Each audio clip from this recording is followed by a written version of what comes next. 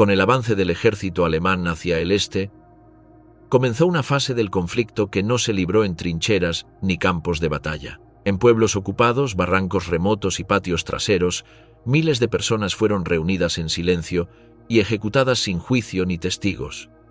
Era el inicio de un método que pronto se convertiría en norma. Los Einsatzgruppen, formados por miembros de las SS y la policía, fueron los encargados de aplicar esta nueva forma de guerra. Se movían detrás del frente, seguían órdenes simples y actuaban con una regularidad que desafiaba toda lógica. A su paso, las cifras crecían y los lugares quedaban marcados para siempre. ¿Qué convirtió a estas ejecuciones en las más brutales del régimen nazi? ¿Dónde ocurrieron estas masacres? ¿Y por qué se convirtieron en el método más usado por los nazis? Kamianets-Podilsky, la primera masacre en masa por bala. En los campos del oeste de Ucrania, donde las fuerzas alemanas avanzaban durante las primeras semanas de la Operación Barbarroja, se estableció un precedente que marcaría la evolución del genocidio nazi. La ciudad de Kamianets-Podilsky había caído bajo control de la Wehrmacht el 11 de julio de 1941, convirtiéndose inmediatamente en zona de operaciones para el Einsatzgruppe C. Friedrich Jeckeln, alto líder de las SS y la policía para el sur de Rusia, recibió órdenes específicas durante una reunión celebrada el 23 de agosto de 1941 en Vinnitsa. Las instrucciones provenían directamente del Reichssicherheitshauptamt, bajo la autoridad de Reinhard Heydrich y Heinrich Himmler. El objetivo era eliminar por completo la concentración de judíos que se había formado en Kamianets-Podilsky, compuesta por dos grupos distintos: los residentes locales ucranianos y los deportados húngaros que habían sido despojados de su ciudadanía y entregados a las autoridades alemanas. La operación requería una estructura de mando piramidal específica para esta primera masacre sistemática. Jeckeln estableció al Sonderkommando ONZEB, comandado por el SS Obersturmbannführer Paul Blobel, como unidad ejecutora directa. Esta fuerza especializada constaba de entre 80 y 100 hombres entrenados específicamente en asesinatos masivos. El batallón de policía 320 formó el perímetro exterior y proporcionó seguridad logística. Elementos adicionales del ejército alemán facilitaron el transporte y los recursos necesarios para la operación. Los preparativos comenzaron inmediatamente después de la autorización de Vinnitsa. Las víctimas, que habían sido concentradas previamente en barracones improvisados dentro de la ciudad, fueron organizadas para su traslado. Los deportados húngaros, muchos provenientes de la región de Transcarpatia, habían permanecido durante semanas en condiciones deplorables, sin acceso regular a alimentos ni saneamiento básico. Esta situación facilitó la justificación alemana para su eliminación inmediata, alegando problemas logísticos y sanitarios. Las autoridades alemanas prepararon el terreno de ejecución utilizando fosas naturales y artificiales en los alrededores de Kamianets-Podilsky. Aprovecharon antiguos cráteres de artillería y zanjas antitanque excavadas durante la retirada soviética, lo que redujo significativamente el tiempo y los recursos necesarios para crear sitios de enterramiento masivo. El uso de estas estructuras existentes demostró la planificación meticulosa del operativo y estableció un modelo de aprovechamiento del terreno que sería replicado posteriormente. El transporte de las víctimas se realizó mediante columnas a pie bajo estricta vigilancia armada. Las fuerzas alemanas establecieron un perímetro de seguridad de varios kilómetros, asegurando que ninguna persona pudiera entrar o salir de la zona durante los 3 días de duración del operativo. Esta medida garantizaba tanto el control total del área como el secreto de la operación frente a observadores externos. El procedimiento de ejecución siguió un protocolo sistemático que se repetiría de forma idéntica durante toda la operación, estableciendo el primer modelo estandarizado de exterminio masivo por fusilamiento. Las víctimas eran alineadas en grupos frente a las fosas preparadas. Dependiendo del terreno específico, se les obligaba a arrodillarse o permanecer de pie al borde de las excavaciones. Los miembros del Sonderkommando ONZEB disparaban a corta distancia, concentrando sus tiros en la nuca o la parte posterior del cráneo utilizando pistolas Luger o fusiles Mauser, según las circunstancias tácticas del momento. Los cuerpos caían directamente en las fosas comunes. En casos donde las víctimas no morían inmediatamente por los disparos, eran arrojadas vivas a las excavaciones para acelerar el proceso. Cada fosa se cubría con tierra inmediatamente después de cada ronda de ejecuciones, eliminando rastros visuales y conteniendo cualquier movimiento de personas que hubieran sobrevivido a los disparos iniciales. La operación funcionaba por turnos organizados que maximizaban la eficiencia del exterminio. Las estimaciones logísticas internas del Sonderkommando indican una capacidad de ejecución de entre 300 y 500 personas por hora, dependiendo del tamaño de cada grupo y la eficiencia del fuego. Todo el proceso era manual y se desarrollaba completamente al aire libre, sin utilizar vehículos de gas ni instalaciones cerradas. La simplicidad del método permitía mantener un ritmo constante durante jornadas completas.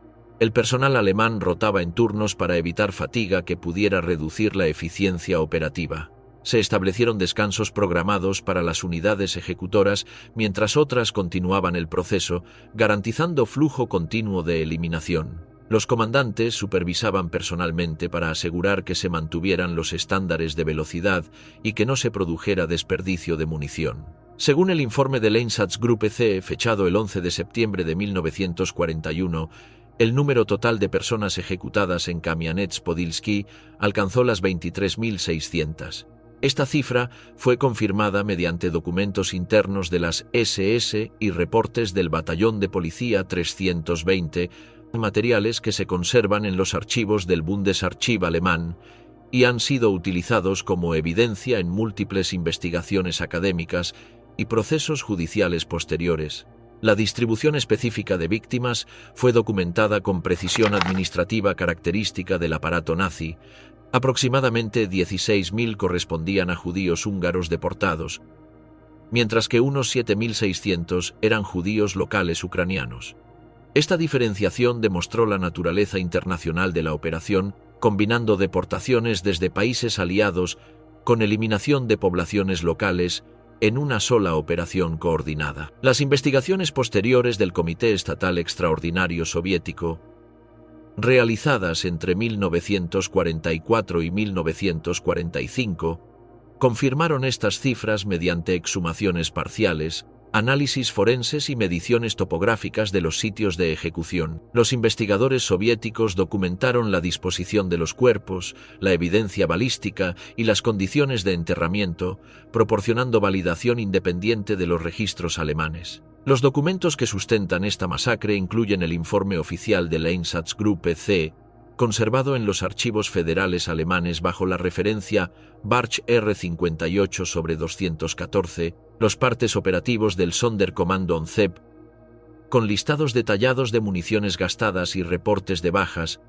y los registros del batallón de policía, 320 utilizados durante los juicios de Nuremberg. Adicionalmente, se conservan comunicaciones entre Jeckeln y el alto mando de la Wehrmacht relativas al uso de recursos de transporte y asignación de espacios operativos. Las fotografías aéreas soviéticas de las fosas, tomadas en 1944 durante la reocupación de la zona, proporcionan evidencia visual del alcance de la operación. Estas imágenes muestran la perturbación del terreno y la ubicación exacta de las fosas comunes, permitiendo correlacionar los reportes administrativos con evidencia física del sitio. Los registros húngaros sobre la deportación de sus ciudadanos apátridas evidencian la colaboración directa entre Budapest y Berlín en el proceso que condujo a estas ejecuciones masivas. Estos documentos incluyen listas de deportados, órdenes de expulsión y correspondencia diplomática que demuestra la coordinación internacional en la implementación del genocidio. La masacre de Kamianets-Podilsky estableció un modelo operativo que se repetiría en territorios ocupados a lo largo del frente oriental. La metodología empleada, aislamiento de víctimas, transporte controlado, alineación sistemática, tiro directo y enterramiento inmediato, se convirtió en un protocolo estándar para el asesinato de comunidades enteras que caracterizaría la Shoah por balas en toda Europa Oriental. Los hechos fueron documentados meticulosamente por sus propios perpetradores, reflejando una ejecución deliberada y perfectamente organizada que colocó esta operación como uno de los ejemplos más claros de asesinato administrativo en la historia del genocidio nazi. Esta documentación obsesiva se convertiría en característica distintiva de todas las operaciones de exterminio nazis posteriores. Babin Yar, el barranco de sangre. A las afueras de Kiev, un barranco natural de más de 2,5 kilómetros de longitud, se convirtió en el escenario de una de las operaciones de exterminio más eficientemente organizadas durante la fase inicial de la implementación de la solución final. En el transcurso de aproximadamente 36 horas, entre el 29 y el 30 de septiembre de 1941, las unidades del Einsatzgruppe C ejecutaron a 33.771 personas en una operación que demostró la evolución técnica y logística de los métodos nazis de asesinato masivo. Kiev había caído en manos de la Wehrmacht el 19 de septiembre de 1941. Tras el cerco militar más grande registrado en la historia moderna. En esa operación, más de 600.000 soldados soviéticos fueron rodeados y capturados. Apenas 10 días después de la ocupación de la ciudad, los altos mandos alemanes implementaron una decisión que había sido planificada como parte integral de la administración de territorios conquistados en el marco de la guerra racial contra la Unión Soviética. La decisión de exterminar a la población judía de Kiev fue tomada durante una reunión organizada por Kurt Eberhard, gobernador militar de la ciudad. Participaron Otto Rach, comandante del Einsatzgruppe C, Paul Blobel, jefe del Sonderkommando 4A, y Friedrich Jeckeln, alto líder de las SS y la policía, quien aportó la experiencia adquirida en Kamianets-Podilsky. Esta estructura de mando combinaba autoridad militar de ocupación con unidades especializadas de seguridad, garantizando tanto los recursos logísticos como la experiencia técnica necesaria para la operación. El 28 de septiembre se distribuyeron avisos oficiales impresos en ruso, ucraniano y alemán por toda la ciudad ocupada. Los carteles ordenaban a todos los judíos de Kiev presentarse con sus documentos, objetos de valor y ropa en la intersección de las calles Melnikova y Doktorivska. El engaño era deliberado y sistemático. Se prometía la reubicación de la población judía hacia otros territorios, ocultando las verdaderas intenciones de exterminio total. La planificación logística abarcaba no solo el transporte y contención de las víctimas, sino también la preparación del lugar de ejecución y los procedimientos de limpieza posterior. Las unidades participantes incluían el Sonderkommando 4A del Einsatzgruppe C, los batallones de policía 45 y 303, y contingentes de la policía auxiliar ucraniana bajo control directo de los SS. La cadena de mando operaba en 3 niveles claramente definidos: administrativo bajo Eberhard, operativo bajo Blobel y de ejecución por las tropas de campo, todo supervisado por el RSHA y el Comando Superior del Grupo de Ejércitos Sur. Babin Yar fue seleccionado por sus características geográficas específicas que lo convertían en un sitio ideal para ejecuciones masivas. El barranco presentaba una profundidad variable entre 10 y 50 metros, con laderas naturales que facilitaban el control de las víctimas y el ocultamiento inmediato de los cadáveres. Su estructura eliminaba la necesidad de excavaciones extensas y proporcionaba un entorno controlado para las ejecuciones masivas. La topografía natural del sitio permitía organizar un flujo continuo de víctimas sin interferencias visuales desde áreas circundantes. El procedimiento siguió una secuencia establecida que se mantuvo constante durante toda la operación, perfeccionando los métodos desarrollados en Kamianets-Podilsky. Las víctimas eran escoltadas desde el punto de reunión hasta el borde del barranco mediante columnas organizadas bajo estricta vigilancia militar. Al llegar al sitio, se les obligaba a desnudarse completamente y depositar sus pertenencias en montones clasificados por tamaño y tipo de objeto. Esta organización facilitaba tanto el control de la multitud como la posterior recuperación de objetos de valor por parte de las autoridades alemanas. Los grupos de víctimas, compuestos por entre 10 y 30 personas según las condiciones del momento, eran conducidos hasta el borde del precipicio. Las ejecuciones se realizaban mediante fusiles Mauser Kar 9.8K para precisión a media distancia, pistolas Luger Pocho y Walther 30 y 8 para disparos de corto alcance, y ametralladoras MG30 y 4 utilizadas según las circunstancias tácticas específicas. Los disparos se concentraban en la nuca para garantizar la muerte inmediata y minimizar el movimiento de los cuerpos al caer. Los cadáveres caían directamente en el barranco, acumulándose en capas sucesivas. En casos donde algunas víctimas sobrevivían a la descarga inicial, eran rematadas con disparos adicionales o sepultadas vivas bajo las oleadas posteriores de cuerpos. Capas de cal viva y tierra eran arrojadas intermitentemente para disimular los cadáveres y controlar olores antes de continuar con la siguiente serie de ejecuciones. Este proceso permitía mantener un ritmo continuo sin interrupciones significativas. La operación funcionaba las 24 horas del día para maximizar la eficiencia dentro del plazo establecido. Los documentos posteriores indican un promedio de ejecución de aproximadamente 1000 víctimas por hora, mantenido mediante turnos rotativos de las unidades participantes. El uso de iluminación artificial durante las horas nocturnas permitía continuar las ejecuciones sin pausa, maximizando la eficiencia operativa y completando la eliminación de toda la población judía de Kiev en el menor tiempo posible.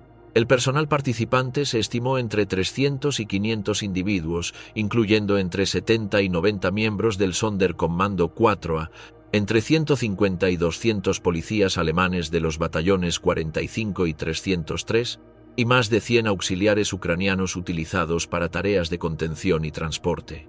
El armamento empleado incluía fusiles Mauser para ejecuciones de precisión, pistolas Luger y Walther para disparos a corta distancia, ametralladoras MG-34 y MG-42 para grupos grandes y camiones Opel Blitz para transporte de víctimas y equipos. La policía auxiliar ucraniana desempeñó funciones tácticas específicas: mantenimiento del control perimetral, escolta de víctimas, prevención de fugas durante el trayecto y participación en el enterramiento de cuerpos. Estos colaboradores actuaban bajo presión directa de las autoridades de ocupación. Aunque algunos formaban parte de estructuras nacionalistas previamente integradas al aparato administrativo nazi, no existen registros oficiales de participación civil espontánea en las ejecuciones.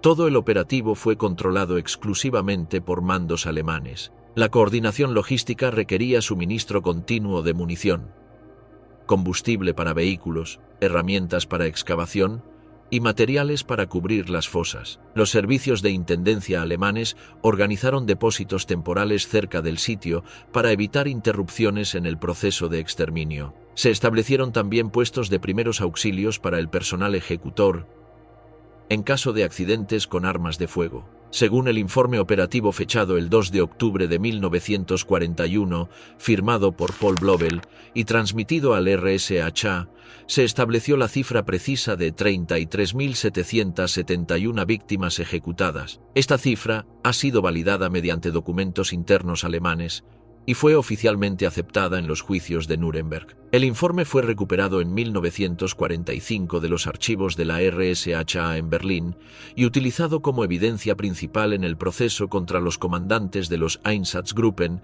celebrado entre 1947 y 1948. Los documentos que sustentan la operación de Babin Yar incluyen el informe de actividad del Sonderkommando 4A, que menciona explícitamente la cifra de víctimas, la correspondencia entre Paul Blobel y el RSHA conservada en los archivos de Nuremberg, los partes de operaciones de los batallones de policía 45 y 303 con horarios detallados, munición utilizada y asignación de turnos, y mapas militares de la Wehrmacht que muestran el perímetro de seguridad, rutas de acceso, puntos de control y distribución de unidades. El informe de Karl Jäger, aunque referido a otras zonas de operación en los países bálticos, confirma que el tipo de operación aplicada en Babin Yar correspondía a una política estandarizada implementada en toda Ucrania durante 1941. Estos documentos han sido cotejados por historiadores especializados como Karel C. Berkov, Timothy Snyder y Yitzhak Arad, quienes concuerdan en la autenticidad de las fuentes y la precisión de las cifras presentadas. La operación de Babin Yar incluyó también medidas de ocultamiento posteriores. En 1943, cuando las tropas soviéticas comenzaban a aproximarse a Kiev, los alemanes organizaron la operación Sonderkommando 1005, dirigida por el mismo Paul Blobel, para exhumar y quemar los cuerpos con el objetivo de eliminar evidencia del crimen.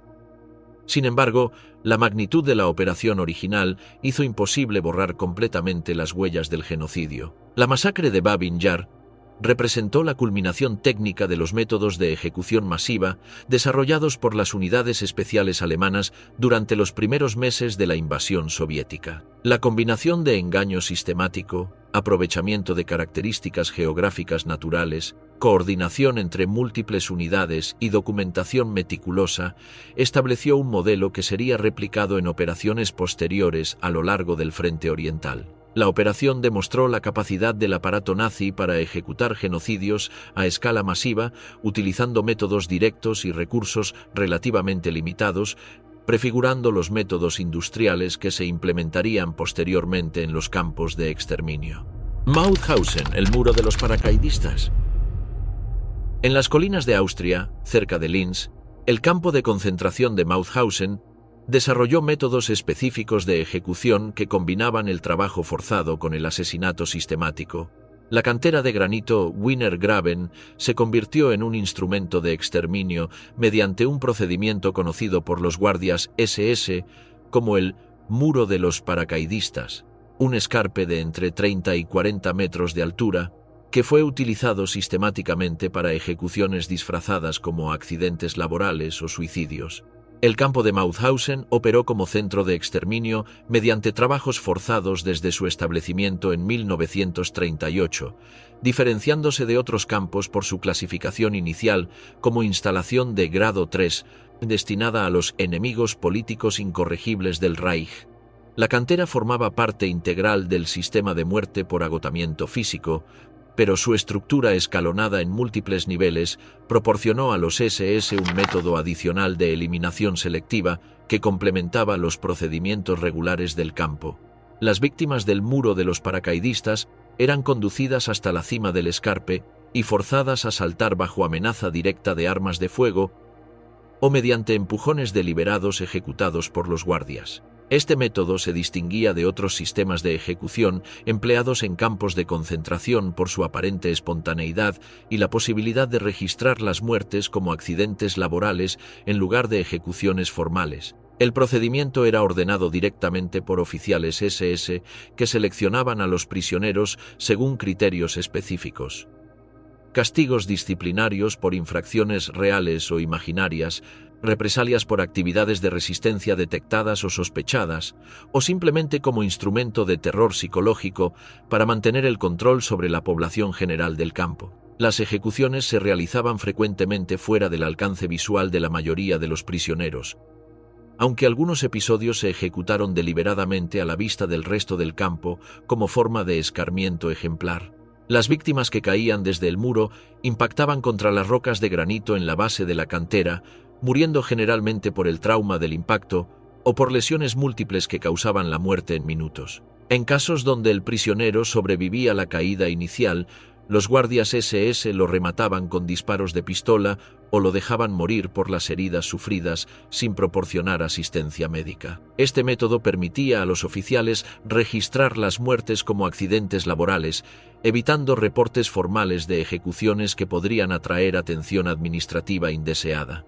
Los registros internos del campo incluyen múltiples referencias a este método en informes del Sicherheitsdienst, documentos administrativos de las SS en Mauthausen y declaraciones posteriores de oficiales juzgados en los procesos de Dachau. August E. Gruber, Gauleiter de Alta Austria, confirmó durante los juicios por crímenes de guerra que los saltos eran autorizados oficialmente y no se consideraban ejecuciones formales, sino medidas de disciplina militar y mantenimiento del orden dentro del sistema penitenciario. Los archivos del Memorial de Mauthausen contienen listas de nombres fechadas entre 1941 y 1944, con prisioneros designados como no aptos para trabajo, que posteriormente no aparecen en registros de transferencia ni en reportes médicos de fallecimiento. Estos documentos fueron utilizados como evidencia en los procesos militares estadounidenses celebrados en Dachau en 1946, donde se estableció la naturaleza sistemática de estas ejecuciones y su integración en la administración regular del campo. Se conservan órdenes internas firmadas por Franz Diereis, comandante del campo hasta 1945, donde se regulaba el uso de castigos ejemplares y ejecuciones informales sin notificación al Ministerio del Interior del Reich. Estas directivas demuestran que el uso del muro como método de eliminación era conocido y aprobado por la jerarquía administrativa del campo, constituyendo parte de la política oficial de terror y control. El uso del muro de los paracaidistas servía una doble función operativa dentro del sistema de Mauthausen. En ciertos casos, funcionaba como método encubierto de eliminación para prisioneros específicos, creando la apariencia de accidente o suicidio para evitar investigaciones administrativas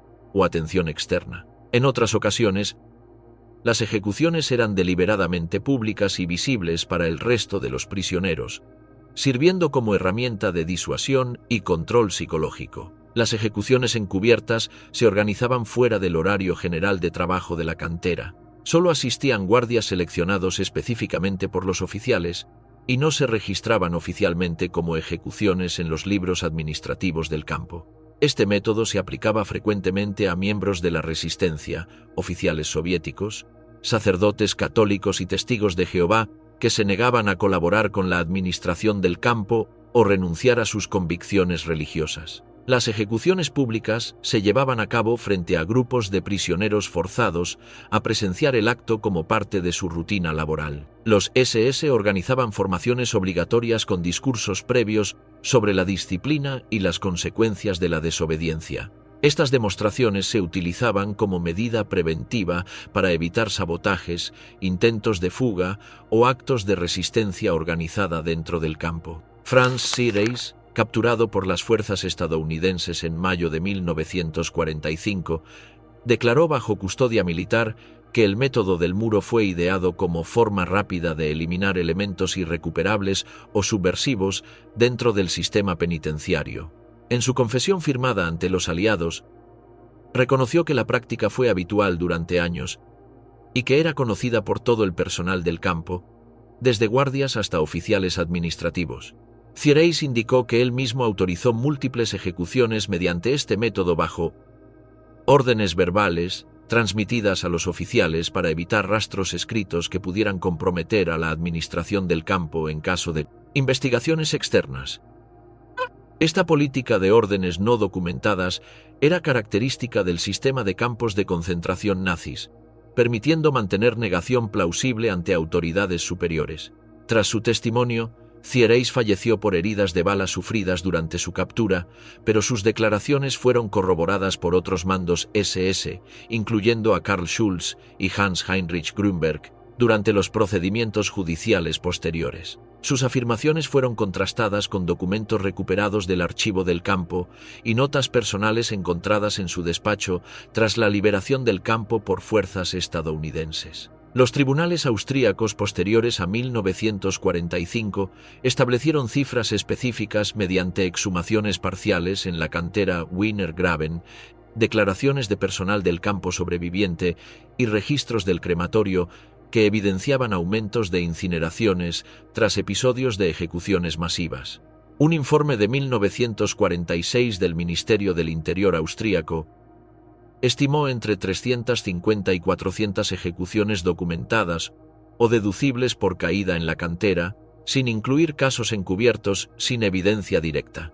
Las comisiones soviéticas de investigación que colaboraron con los aliados durante los juicios reconocieron el muro como método habitual de asesinato y lo incluyeron en el informe oficial sobre crímenes de guerra nazis, presentado en los procesos de Nuremberg. Las autoridades soviéticas catalogaron este procedimiento como ejemplo de la brutalidad sistemática empleada en campos de concentración alemanes para mantener control sobre poblaciones prisioneras. A diferencia de los campos de exterminio donde los asesinatos eran masivos e industriales, las ejecuciones en Mauthausen mediante el muro se caracterizaron por su naturaleza selectiva pero constante. El método permitía a los SS eliminar individuos específicos sin crear registros oficiales de ejecución, manteniendo la apariencia de que las muertes eran resultado del trabajo peligroso en la cantera de granito. La documentación disponible demuestra que el muro de los paracaidistas operó como instrumento sistemático de terror y eliminación durante toda la existencia del campo. Su uso combinaba eficiencia práctica con efectos psicológicos sobre la población general de prisioneros, estableciendo un modelo de control mediante amenaza constante de ejecución arbitraria que se mantendría hasta la liberación del campo por fuerzas estadounidenses en mayo de 1945. El legado del muro de los paracaidistas ilustra la creatividad siniestra del sistema de campos nazis para desarrollar métodos de asesinato que pudieran ser encubiertos administrativamente mientras servían múltiples propósitos operativos, eliminación de individuos problemáticos, control psicológico de la población prisionera y mantenimiento de la negación plausible ante autoridades externas al sistema de campos. Lviv, las brutales cacerías humanas. Durante las primeras semanas de la Operación Barbarroja, la ciudad de Lviv se convirtió en escenario de operaciones sistemáticas de eliminación que las fuerzas alemanas denominaron internamente como acciones de limpieza. La Wehrmacht ocupó la ciudad el 30 de junio de 1941, apenas una semana después del inicio de la invasión a la Unión Soviética. La rápida retirada del Ejército Rojo había dejado un vacío administrativo que fue inmediatamente aprovechado por las unidades especiales alemanas para implementar protocolos de exterminio previamente planificados. Las operaciones no constituían pogroms espontáneos de la población civil, sino acciones militarizadas ejecutadas bajo cadena de mando definida por el Reichssicherheitshauptamt a través del Einsatzgruppe C.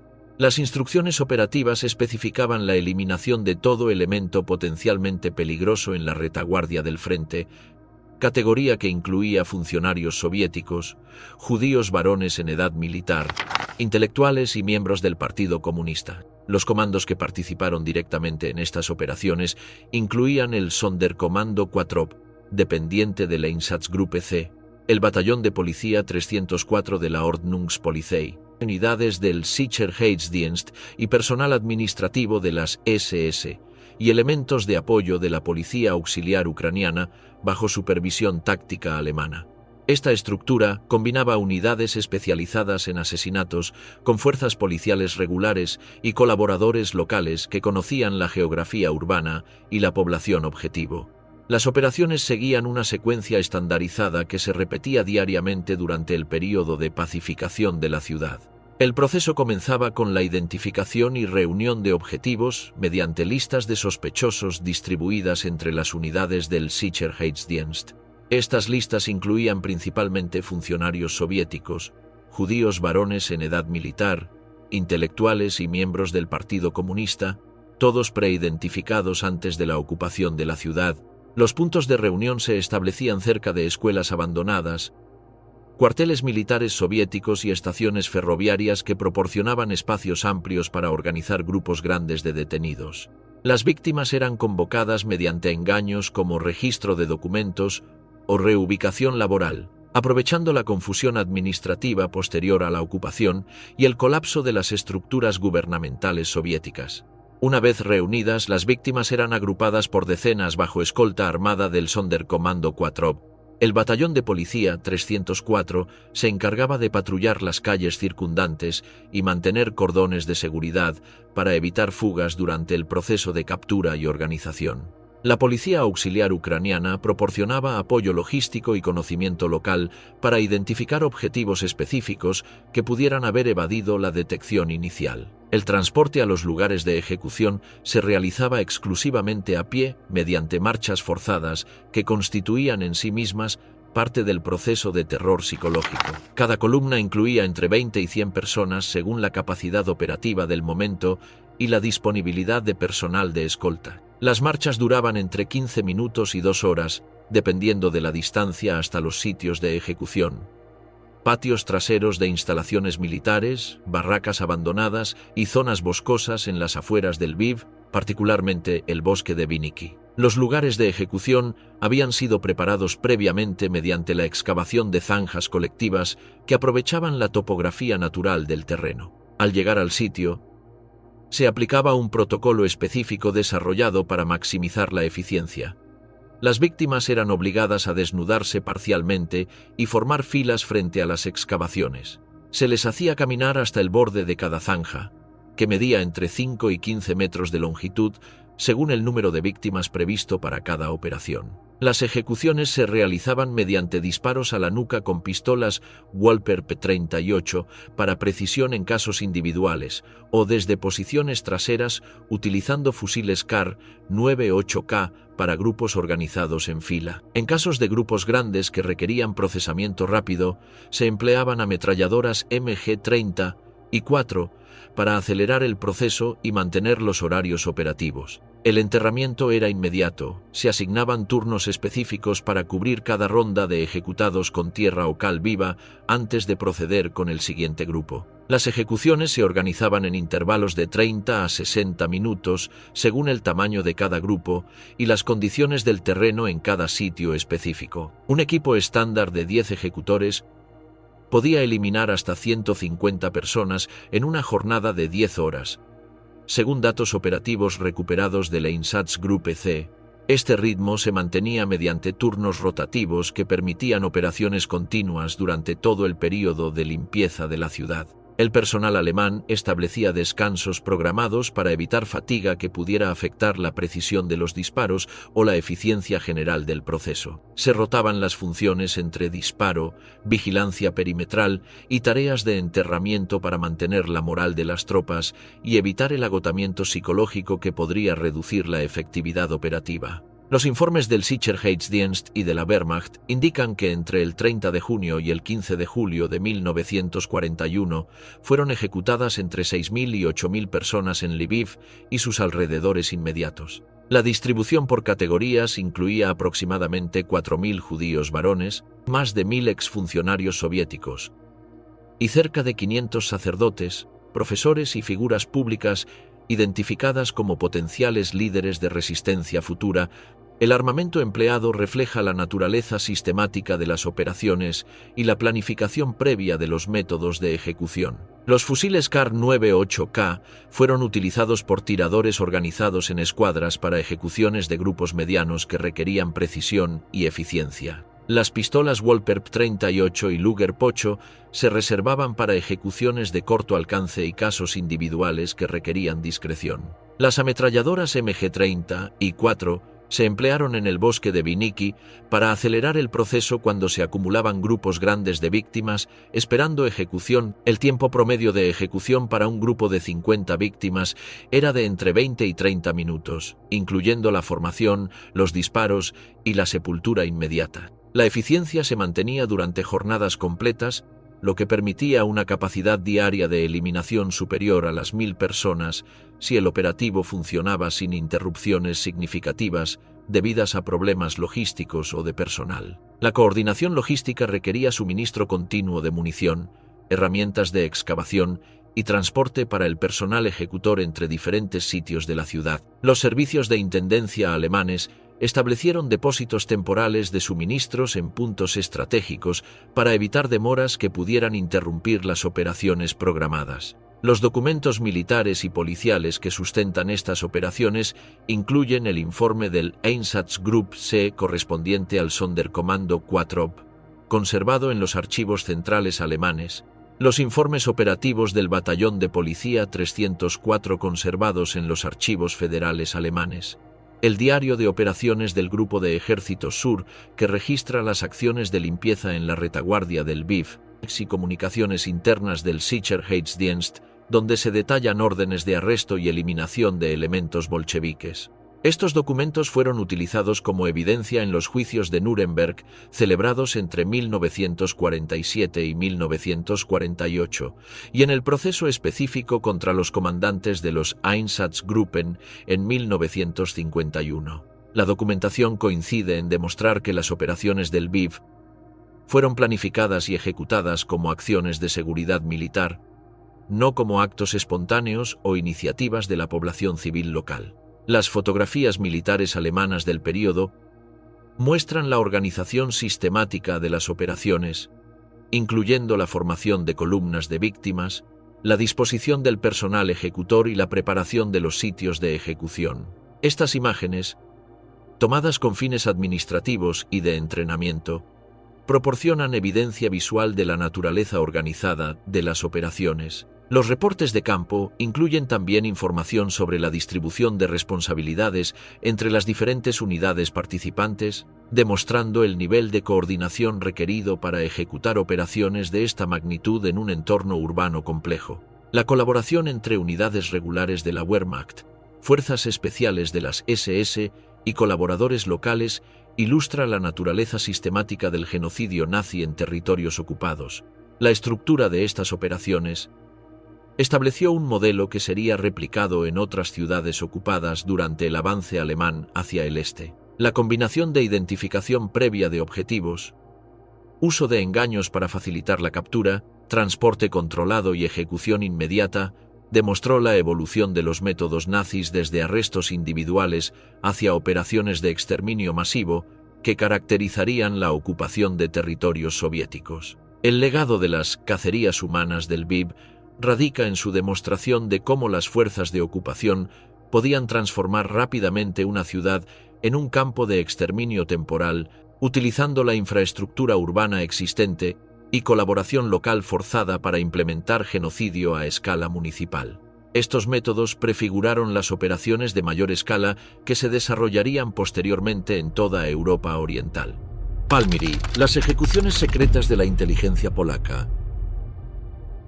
En los bosques silenciosos al noroeste de Varsovia, las autoridades alemanas establecieron uno de los centros de eliminación más sistemáticos y selectivos de la ocupación nazi en Europa Oriental. El bosque de Palmyry, ubicado aproximadamente a 30 kilómetros de la capital polaca, se convirtió en el lugar de ejecución de la élite intelectual y organizativa de la sociedad polaca mediante un proceso que combinaba listas negras previamente elaboradas con protocolos de eliminación extrajudicial meticulosamente organizados. Las víctimas de Palmyry no fueron seleccionadas al azar durante la ocupación. Sus nombres figuraban en el Sonderfahndungsbuch Polen, un compendio de aproximadamente 60 y 1.000 personas preidentificadas por la Gestapo y el Sicherheitsdienst, incluso antes de la invasión de Polonia. Estas listas catalogaban figuras públicas polacas como potenciales elementos de resistencia o intelectualmente peligrosos según los criterios raciales y políticos del régimen nazi. Tras la ocupación de Varsovia en septiembre de 1939, estas listas fueron reactivadas bajo supervisión del SS Oberführer Karl Eberhard Schongard, delegado del Sicherheitsdienst en el Generalgouvernement. A partir de marzo de 1940, el proceso de eliminación se institucionalizó mediante la AB-Aktion, la Acción Extraordinaria de Pacificación. Esta directiva tenía como objetivo eliminar selectivamente a la élite intelectual y organizativa de la sociedad polaca en zonas bajo administración alemana directa. Las órdenes de detención eran redactadas por unidades locales de la Gestapo en coordinación con los jefes distritales del Sicherheitsdienst. El traslado y ejecución se planificaban con apoyo logístico de la Schutzpolizei mediante ciclos semanales que permitían procesar grupos grandes de detenidos sin interrupciones en la administración general de la ocupación. El proceso seguía un protocolo administrativo específico diseñado para maximizar la eficiencia y minimizar las posibilidades de resistencia o fuga. Las víctimas eran arrestadas en sus domicilios, lugares de trabajo o durante controles rutinarios en Varsovia. Las acusaciones formales incluían propaganda ilegal, colaboración con el Estado Mayor polaco en el exilio o simplemente figurar en las listas negras preparadas antes de la guerra. Las órdenes de detención no requerían evidencia específica ni procedimientos judiciales. Los prisioneros eran trasladados al Pawiak, la prisión política central de Varsovia, donde se los mantenía incomunicados durante periodos que oscilaban entre una semana y varios meses. El acceso a la identidad y número de detenidos era restringido incluso para otros internos, creando un sistema de desaparición controlada que dificultaba el seguimiento de casos individuales por parte de familias o organizaciones. El transporte al lugar de ejecución se realizaba exclusivamente durante la noche utilizando camiones cerrados, generalmente requisados a la Wehrmacht, para evitar observación pública y mantener el secreto operativo. Los traslados eran disfrazados oficialmente como transferencias entre prisiones o deportaciones laborales, engaños que facilitaban el control logístico sin despertar sospechas entre el personal no involucrado directamente en las operaciones. En el bosque de Palmyri, las fosas comunes ya habían sido excavadas por equipos de trabajo forzado antes de cada operación. Las víctimas eran obligadas a caminar en fila hacia las zanjas bajo escolta de miembros del Sicherheitsdienst y la Ordnungspolizei. No se permitían palabras finales ni ceremonias. El proceso se diseñó para maximizar la eficiencia y minimizar el tiempo de exposición del personal ejecutor. Las ejecuciones se realizaban mediante disparos por la espalda, utilizando tiros individuales de pistola Walther o ráfagas controladas de subfusiles MP-38 según el tamaño del grupo. Los cuerpos eran enterrados inmediatamente sin identificación ni marcadores, eliminando cualquier posibilidad de localización posterior por parte de familiares. El personal de las SS registraba el número exacto de ejecutados por jornada, pero raramente documentaba nombres específicos para mantener el anonimato de las víctimas.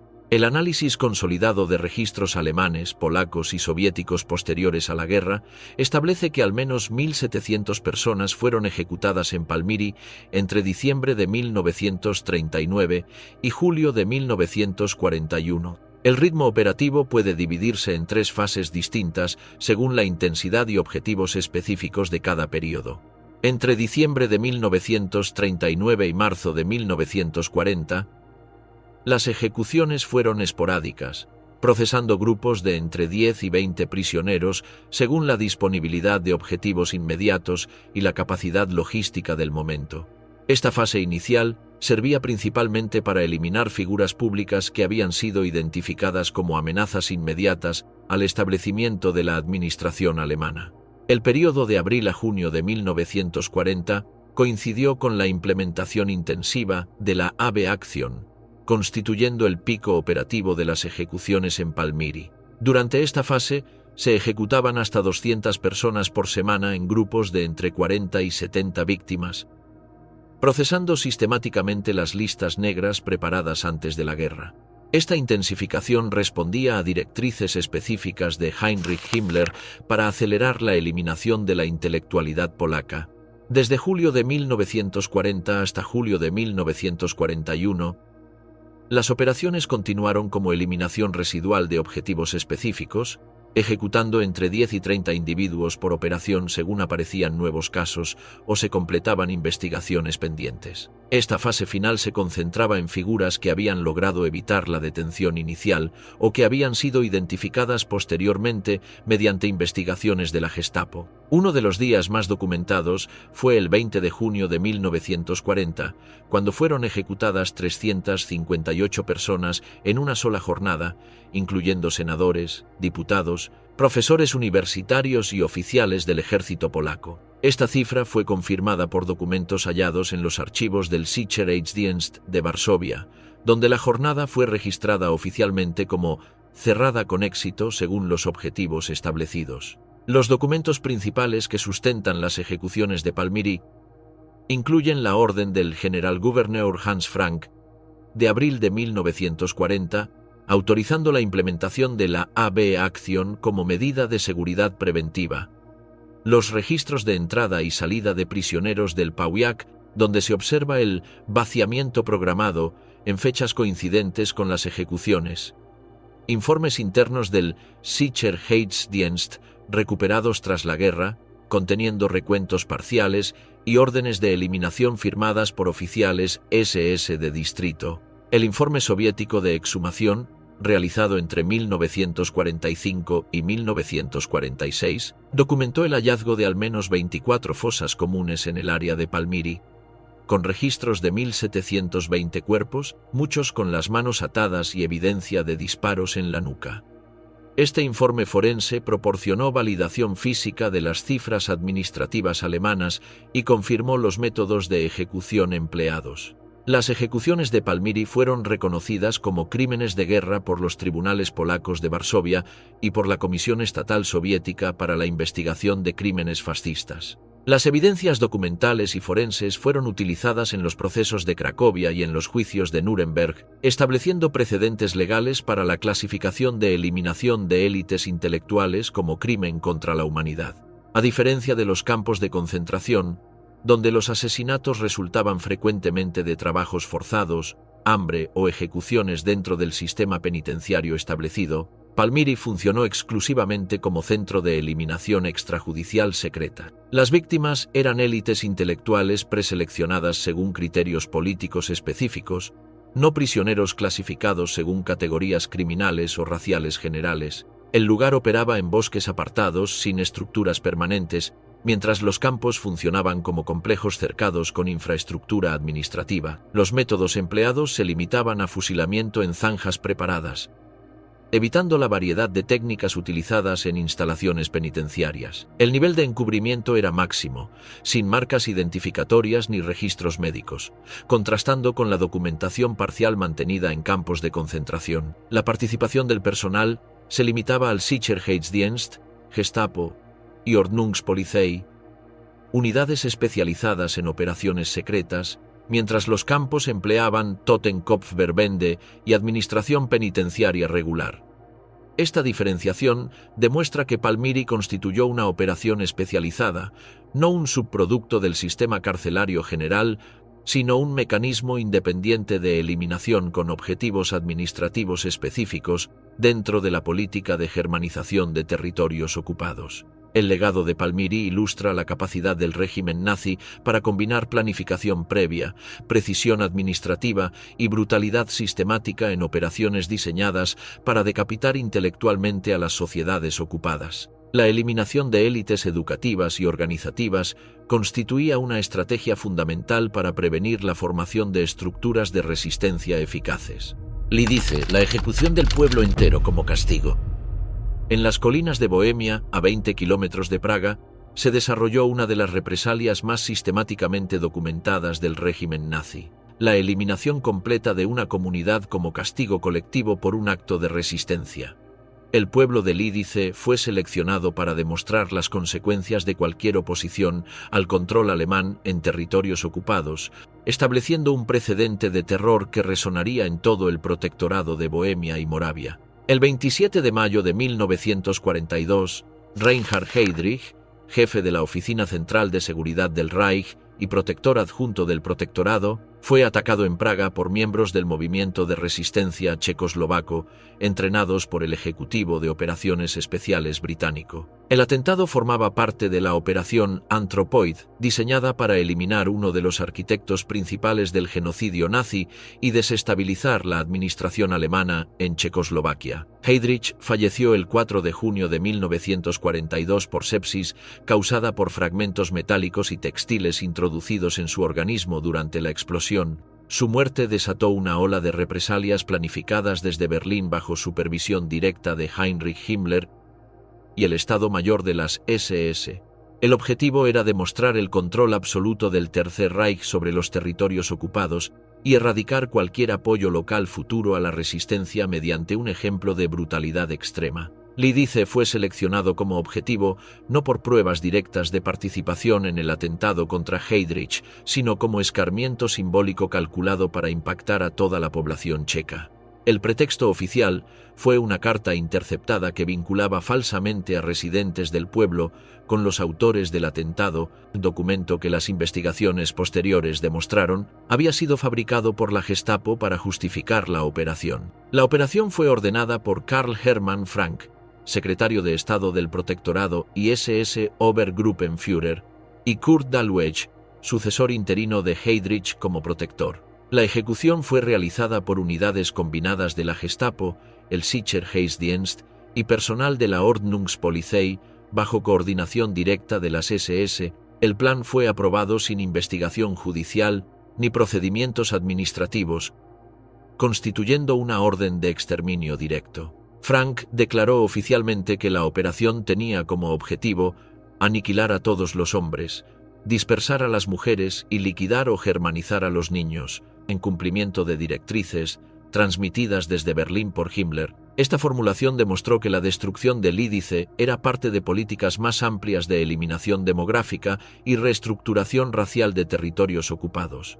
El 9 de junio de 1942, unidades de la Gestapo y la policía alemana se movilizaron hacia Lídice con equipos completos para una operación de múltiples días. El despliegue incluía personal especializado en demoliciones, equipos de excavación y vehículos para transporte masivo de personas y materiales. El 10 de junio a las 4 de la madrugada, el pueblo fue completamente cercado por más de 100 efectivos armados, bloqueando todas las rutas de entrada y salida para evitar fugas o interferencias externas durante el operativo. Entre las 6 y las 7 de la mañana, la población fue separada sistemáticamente por sexo y edad mediante procedimientos desarrollados específicamente para esta operación. Todos los hombres mayores de 15 años fueron retenidos en el establo de Orak, una estructura agrícola cercana al centro del pueblo que había sido seleccionada previamente por su capacidad y ubicación. Simultáneamente, mujeres y niños fueron cargados en camiones requisados